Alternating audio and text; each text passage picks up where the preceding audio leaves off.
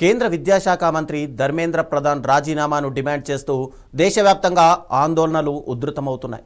ఈ ఆందోళనలకు నేతృత్వం వహిస్తున్న కాక్రోచ్ జనతా పార్టీ వ్యవస్థాపకుడు అభిజిత్ దీప్కి ఆరోగ్య పరిస్థితి మాత్రం ఆందోళన కలిగిస్తోంది. ఆయనకు టైఫాయిడ్ సోకినట్లు వైద్యులు నిర్ధారించారు.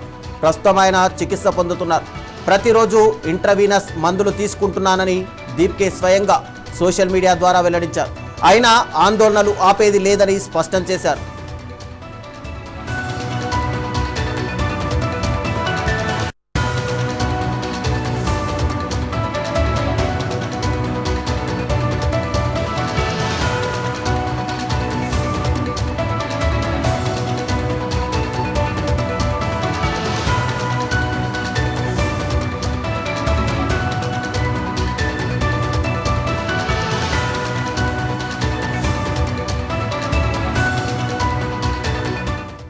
దేశవ్యాప్తంగా నిరసనలు కొనసాగుతున్న సీజేపీ మద్దతుదారులకు అభిజిత్ కృతజ్ఞతలు తెలిపారు.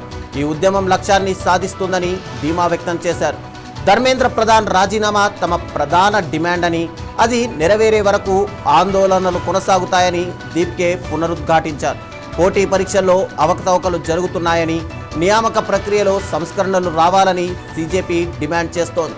విద్యా వ్యవస్థలో జవాబుదారీతనం పెంచాలని కూడా వారు కోరుతున్నారు. ఈ నిరసనలకు సామాజిక కార్యకర్త సోనం వాంగ్చుక్ వంటి పలువురు ప్రముఖులు మద్దతు పలికారు.